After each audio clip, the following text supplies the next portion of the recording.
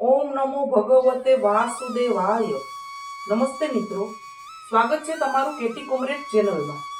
પુષ્ટિ ભક્તોની વાર્તામાં આપણે ગોવિંદ સ્વામીના ઘણા ખરા પ્રસંગો જોઈ ગયા અને હવે જે બાકી પ્રસંગો છે તે જોઈશું. જેમાં પ્રસંગ છે પ્રભાતનો રમણીય સમય છે, શ્રી યમુનાજીનો મનોહર ઘાટ છે. ગોવિંદ સ્વામી ત્યાં સરસ પ્રભાતિયા રાગ ભૈરવ આલાપી રહ્યા છે, શ્રી યમુનાજીનું ગુણગાન ગાઈ રહ્યા છે. ત્યાં બાદશાહ આવી ચડ્યો, એને અદ્ભુત આકર્ષણ થયું, એ ડોલી ઉઠ્યો અને એનાથી બોલાઈ ગયું, વાહ વાહ વાહ વાહ, શું રાગ છે, કેવો અદ્ભુત. ગોવિંદ સ્વામીને કાને શબ્દો પડ્યા. પોતાની પ્રશંસા કોને ન ગમે, પણ એમને ન ગમી. ભક્ત હૃદયની આ વિલક્ષણતા એમને તો ઉલટો શોક થયો. અરે રે, મારો રાગ મલ્લેચ્છ સાંભળી ગયો, જે રાગથી મારે શ્રી ગોવર્ધનધરને અને શ્રી મહારાણીજીને રીઝવવાના છે, એનાથી આ યવન રીઝ્યો. ઘણું ખોટું થયું. વેશ પલટો છતાં ગોવિંદ સ્વામી બાદશાહને ઓળખી ગયા હતા. જે થવાનું હતું તે થઈ ગયું, પણ હવે શું? ગોવિંદ સ્વામીએ નિશ્ચય કર્યો, કઈ નહીં, મારો ભૈરવ રાગ છોવાઈ ગયો, હવે એ રાગ કદીય નહીં ગાઉં, પ્રભુ સન્મુખ પણ નહીં. જે વસ્તુ ભ્રષ્ટ થઈ જાય છે તે અલૌકિક ઉપયોગમાં કેમ આવે? અને તે દિવસથી ગોવિંદ સ્વામીએ ભૈરવ રાગનો સદંતર ત્યાગ કર્યો. હવે એના પછીનો પ્રસંગ છે રાજા આસ્કરણનો. નવરંગગઢના રાજા આસ્કરણને સંગીતનો અજબ શોખ. પોતે સંગીતમાં નિષ્ણાંત હતા, એવા જ કદરદાન પણ ખરા. એટલે દેશ વિદેશના ઉત્તમ સંગીતકારોના એક દરબારમાં મેળો યોજતા. રાજા સૌને આવકારે, એમનું સંગીત સાંભળે, સારી બક્ષિસો પણ આપે. એક વખત તાનસેન ત્યાં આવ્યો. રાજાએ એને આદર આપ્યો, ગાન સંભળાવવા દરબારમાં નિમંત્ર્યો. તાનસેને તંબુરાના તાર છેડ્યા અને હૃદયના તાર ઝણઝણાવે એવું મધુર ગીત શરૂ કર્યું. સારંગ રાગ અદ્ભુત જમાવ્યો.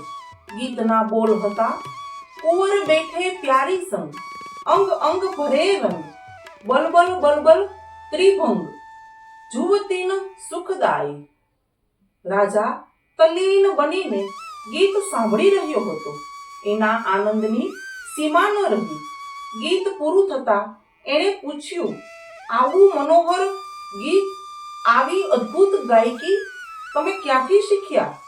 રાજા સાહેબ, ગોકુળમાં શ્રી ગુસાઈજી મહારાજ પાસે એક ગોવિંદ સ્વામી રહે છે. એ ગુરુદેવના સાચા સેવક છે, પ્રભુના ભક્ત છે, સંગીતના અજબ સાધક છે. એમણે મને એમની કલા શીખવાની કૃપા કરી છે. આ પદ પણ એમને જ રચેલું છે. ભગવાનની લીલાના સાક્ષાત દર્શન એમને થાય છે અને એ જ લીલા પદોમાં ગાય છે. તાનસેને પોતાના અનુભવની વાત રાજાને કરી. રાજાએ આતુરતા બતાવી. તાનસેન, મારે એ મહાપુરુષને મળવું છે, એમનું સંગીત સાંભળવું છે અને શીખવું છે. તાનસેન કહે છે, રાજાજી, એમ એ કોઈને સંભળાવતા નથી અને શીખવતા પણ નથી. આપ શ્રી ગુસાઈજીના સેવક થાવ તો જ એમનો લાભ મળે. રાજા તૈયાર થઈ ગયો. બંને જણ ત્યાંથી નીકળીને ગોકુળ આવ્યા. શ્રી નવનીત પ્રિયાજીના રાજભોગના દર્શન ખુલેલા હતા. ગોવિંદ સ્વામી સન્મુખ બેસીને કીર્તન ગાઈ રહ્યા હતા. શ્રી ગુસાઈજીએ રાજભોગ આરતી કરી. દર્શન કરતા કરતા રાજાને અનેરા આનંદનો અનુભવ થઈ રહ્યો હતો. તાનસેને રાજાને કાનમાં કહ્યું, આ ગાય છે એ જ ગોવિંદ સ્વામી. રાજા એમને જોઈ જ રહ્યો. દર્શન બંધ થયા. શ્રી ગુસાઈજી બેઠકમાં પધાર્યા. બંને જણ ત્યાં આવ્યા. આપશ્રીને દંડવત કરીને ત્યાં બેઠા. તાનસેને હાથ જોડીને પરિચય આપતા કહ્યું, મહારાજ, આ નરવરગઢના રાજા આસ્કરણ છે. મારી પાસેથી ગોવિંદ સ્વામીનું પદ સાંભળીને અહીં આવ્યા છે. રાજવી સંગીતમાં પૂરા પ્રવીણ છે. શ્રી ગુસાઈજીએ રાજાનો સત્કાર કર્યો. રાજાએ દીનતા દર્શાવી અને પોતાને શરણે લેવાની વિનંતી કરી. શ્રી ગુસાઈજીએ રાજાને નામ મંત્ર આપ્યો. વ્રત કરાવીને બીજે દિવસે શ્રી નવનીત પ્રિયાજી સમક્ષ બ્રહ્મ સંબંધ કરાવ્યું. ત્યાં તો લીલા સહિત શ્રી ઠાકોરજીના દર્શન થવા લાગ્યા. શ્રી ગુસાઈજી ત્યાંથી બેઠકમાં પધાર્યા. બંને જણ શ્રી ગુસાઈજીની પાસે આવ્યા. રાજાએ વિનંતી કરી, કૃપાનાથ, હવે મારી એક ખાસ અભિલાષા છે. ગોવિંદ સ્વામી પાસેથી કીર્તન શીખવા છે. આપ શ્રી આજ્ઞા કરો તો એ મને લાભ આપે. શ્રી ગુસાઈજીએ ગોવિંદ સ્વામીને બોલાવ્યા અને આજ્ઞા કરી, જુઓ, તમારા કીર્તનના પ્રભાવથી રાજા આસ્કરણ અહીં આવીને વૈષ્ણવ થયા છે. હવે એમને તમારી પાસેથી કીર્તન શીખવા છે. એમની ઈચ્છા તમે પૂરી કરો.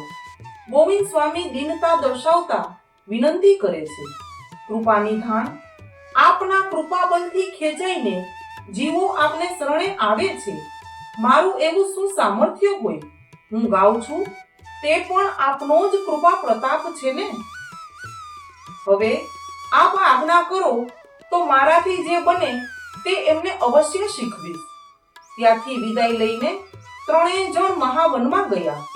ત્યાં 1 મહિના સુધી રાજા શીખ્યા. રોજ રમણ રેતીમાં જઈને કીર્તનો સંભળાવતા અને શીખવતા. અવારનવાર શ્રી ગુસાઈજીના દર્શને પણ આવતા.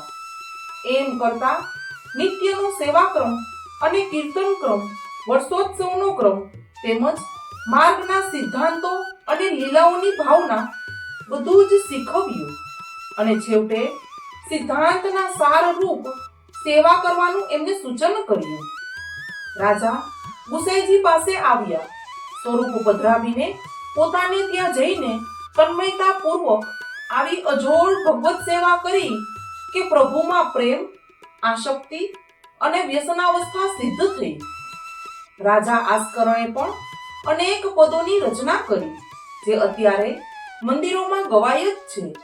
એમણે સેવેલા સ્વરૂપ મોહન નાગર અત્યારે પણ બિરાજે છે. આવો હતો ગોવિંદ સ્વામીના સત્સંગનો પ્રબલ પ્રભાવ. ગોવિંદ સ્વામીને અશુદ્ધ રાગોળનાર તરફ અણગમો રહેતો, એ પણ સ્વાભાવિક જ ને. એવો પ્રસંગ હવે આપણે પછીના વિડીયોમાં જોઈશું. તો વૈષ્ણવો, ગોવિંદ સ્વામીના જીવન પ્રસંગો હવે આપણે પછીના વિડીયોમાં જોઈશું. વિડીયો ગમ્યો હોય તો વિડીયોને લાઈક, શેર અને સબસ્ક્રાઇબ કરજો. બાજુમાં આપેલી બેલ આઇકન પર ક્લિક કરો જેથી કરીને તમને પુષ્ટિ ભક્તોની આવી અવનવી વાર્તાઓની નોટિફિકેશન મળતી રહે. જય શ્રી કૃષ્ણ. Thank you.